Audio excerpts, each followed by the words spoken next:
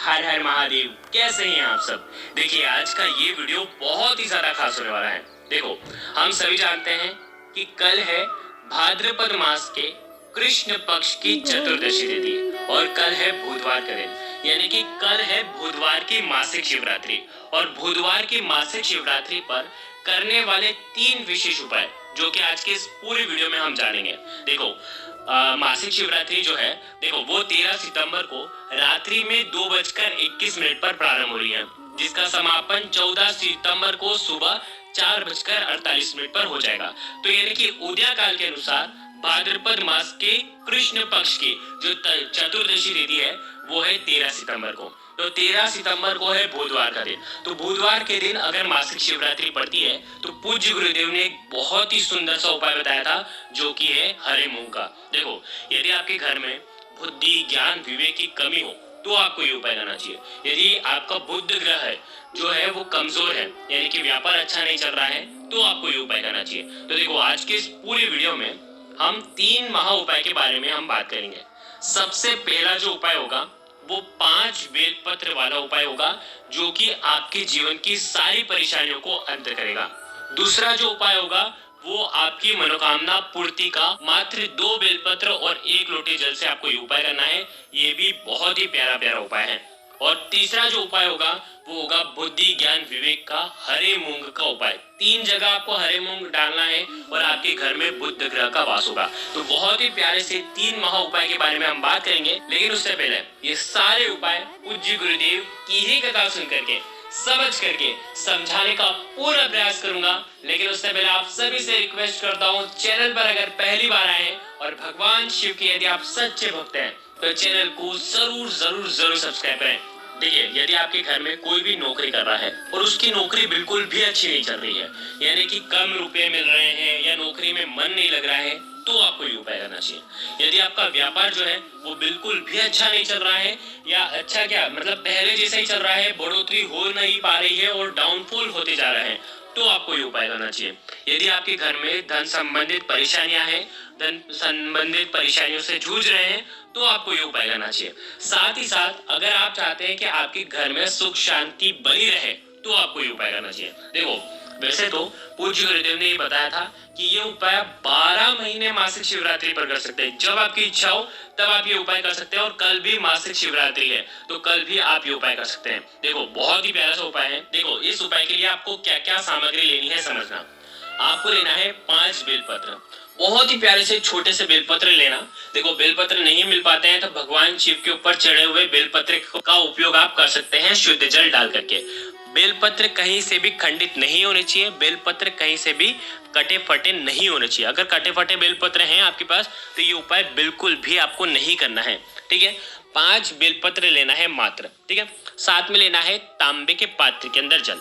अब देखो ये उपाय भी आप मासिक शिवरात्रि पर सुबह से लेकर के शाम तक रात्रि तक जब आपकी इच्छा हो तब आप ये उपाय कर सकते हैं। देखो यदि आपके यहाँ पर रात्रि में शिवलिंग की पूजा करने दी जाती है तो हो सके तो रात्रि में ही ये उपाय करना, क्योंकि देखो मासिक शिवरात्रि का महत्व ही रात्रि में होता है। तो आप कोई भी कामना कर रहे हो तो रात्रि में ही इसकी पूजा होती है। तो रात्रि में सूर्यास्त के बाद आप ये उपाय कर सकते हैं।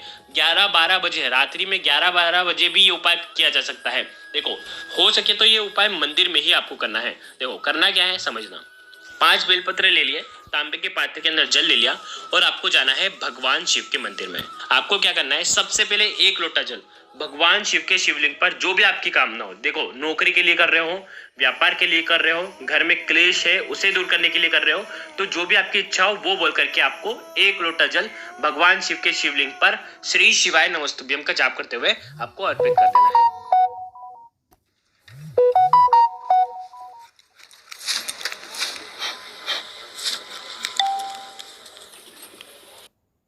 अब देखो आपके पास 5 बेलपत्र हैं। अब समझना किस प्रकार से रखना है। सबसे पहला बेलपत्र, और ये सारे बेलपत्र उल्टे रखने हैं, यानी कि जो चिकना वाला साइड है वो नीचे की साइड होना चाहिए, खरदूरा वाला साइड ऊपर होना चाहिए। सबसे पहला बेलपत्र माता अशोक सुंदरी वाले स्थान पर आपको आपकी जो भी इच्छा है वो बोल करके आपको रख देना है। रखोगे कैसे, डंडे का हिस्सा जलाधारी की तरफ होना चाहिए, पत्ती का हिस्सा शिव जी की तरफ होना चाहिए। पहला बेलपत्र। दूसरा जो बेलपत्र है वो पार्वती माता और भगवान शिव जिससे जुड़े हुए हैं, यानी कि जो कटी भाग है, कटी भाग पर आपको रखना है। और जब रखोगे तब भी डंडे का हिस्सा किधर होना चाहिए? जलाधारी की तरफ। देखो वीडियो के अंदर हर चीज बताने का प्रयास करते हैं, कुछ भी गलती आपको नहीं करनी है। दूसरा बेलपत्र आपने वहां पर रख दिया। तीसरा जो बेलपत्र है वो आपको रखना है भगवान शिव के शिवलिंग पर। आप जब रखोगे तो डंडी का हिस्सा जलाधारी की तरफ होना चाहिए। जब ये बेलपत्र आप रखोगे तीनों, तब आपकी जो भी विशेष मनोकामना है वो आपको बोलना है, एक ही मनोकामना बोलनी है, ठीक है। अब आपको क्या करना है, जो चौथा बेलपत्र है वो आपको रखना है, जो जलाधारी होती है ना, जलाधारी का जो जल जैसे ही नीचे गिरता है वहां पर कोने में आपको रख देना है। बेलपत्र कैसे रखोगे? पत्ती का हिस्सा महादेव की तरफ होना चाहिए, ठीक है। इस प्रकार से आपको यह चौथा बेलपत्र रख देना है। और पांचवा जो अंतिम बेलपत्र है वो आपको रखना है नंदी जी के वहां पर। पैर उठा हुआ रहता है तो जो डंडी का हिस्सा होगा वो नंदी जी की तरफ होना चाहिए, और बेलपत्र का जो हिस्सा, पत्ती का जो हिस्सा होगा भगवान शिव की तरफ देखना चाहिए। आ गई आपको बस समझ में? इस प्रकार से 5 बेलपत्र, पांचों बार आपको एक ही मनोकामना बोलनी है। जो भी आपके मन में है वो मनोकामना बोलते हुए आपको ये 5 बेलपत्र अर्पित कर देना है। बस इतना सा उपाय इस मासिक शिवरात्रि पर करना है। जो भी आपकी इच्छा होगी वो निश्चित ही अगली मासिक शिवरात्रि आने से पहले वो परिपूर्ण होते हुए नजर आएगी। बहुत ही प्यारा सा उपाय था। देखो ये हो गया पहला उपाय। अब हम बात करते हैं दूसरे उपाय की। ये है इच्छा पूर्ति का उपाय। कैसी भी मनोकामना है जो कई दिनों से परिपूर्ण नहीं हो रही है तो आपको ये उपाय करना चाहिए। चाहे व्यापार संबंधित परेशानियां हो, देखो मनोकामना किसी भी प्रकार की हो सकती है, विवाह से जुड़ी हो सकती है या व्यापार से जुड़ी हो सकती है, शिक्षा से जुड़ी हो सकती है। जो भी आपकी इच्छा हो, मनोकामना हो, उसके लिए आपको ये उपाय करना है। ये उपाय केवल और केवल मासिक शिवरात्रि पर ही करना है। देखो करना क्या है, मात्र 2 बेलपत्र लेना है, ठीक है। बहुत ही प्यारे से 2 बेलपत्र लेना और साथ में एक तांबे के पात्र के अंदर 1 लोटा जल आपको लेना है। आ गई आपको इतनी बात समझ में? अब देखो, अब आपको क्या करना है, ये दोनों बेलपत्र और तांबे के पात्र के अंदर जल ये लेकर के भगवान शिव के मंदिर में जाना है, ठीक है। अब इस उपाय को बिल्कुल ध्यान से समझना। सबसे पहला बेलपत्र आपको रखना है माता अशोक सुंदरी वाले स्थान पर नहीं, लेकिन जलाधारी का जो कोना वाला हिस्सा है, देखो वीडियो के अंदर हर चीज बताने का प्रयास करते हैं, वहां पर कोने पर आपको अर्पित कर देना है। जो बेलपत्र की जो डंडी है ना वो झूलनी चाहिए बाहर की साइड, ठीक है। इस प्रकार से आपको लगा देना है। पहला बेलपत्र रख देना है, ठीक है। और दूसरा जो बेलपत्र है, और बेलपत्र भी कैसे रखोगे, देख लो, पत्ती का हिस्सा भगवान शिव की तरफ होना चाहिए। अब देखिए जो दूसरा बेलपत्र है वो आपको रखना है भगवान शिव के शिवलिंग पर। अब ये जो बेलपत्र है इसकी भी डंडी जो है वो जलाधारी की तरफ होनी चाहिए। आ गई आपको बात समझ में? दोनों बेलपत्र रख दिए। अब आपके पास से 1 लोटा जल। अब इस 1 लोटे जल को कैसे अर्पित करना है समझना। आपकी जो भी विशेष मनोकामना है, आपकी कई दिनों से परिपूर्ण नहीं हो रही है, उसे परिपूर्ण करने के लिए आपको क्या करना है, 1 लोटा जल जो है वो कोने पर जो बेलपत्र आपने रखी है ना, उसी बेलपत्र की जो पहली ऊपर वाली जो पत्ती ना, मतलब 1 लोटा जल लिया है ना आपने, 5 बार में आपको वो जल अर्पित करना है। थोड़ा सा ही जल अर्पित करना है, ठीक है। 5 बार उस बेलपत्र पर, नीचे वाली बेलपत्र पर करोगे, और 5 बार जो भगवान शिव के शिवलिंग पर अर्पित करी ना, उस पर भी 5 बार आपको जल अर्पित करना है। यानी कि 1 लोटे जल से आपको 10 बार जल अर्पित करना है। थोड़ा थोड़ा करके एक एक गुड आप अर्पित करते जाना। आ गई आपको बात समझ में? इस प्रकार से ये उपाय होगा। यानी कि आपको 10 लोटे जल ले जाने की जरूरत नहीं है। 1 लोटा जल लेकर के जाओगे, जिसमें से 5 नीचे वाली बेलपत्र पर चढ़ाओगे और 5 ऊपर वाली बेलपत्र पर चढ़ाओगे, और आपकी जो भी विशेष मनोकामना है वो परिपूर्ण हो जाए, ऐसी कामना करते हुए ये सुंदर सा उपाय करना है। तो ये हो गया दूसरा उपाय। अब देखो, अब हम बात कर लेते हैं सबसे विशेष उपाय की, तीसरा उपाय। देखो बहुत सारे घर में क्या, आजकल हर घर में बहुत ज्यादा परेशानी होती है कि बच्चे बिल्कुल भी पढ़ाई नहीं करते।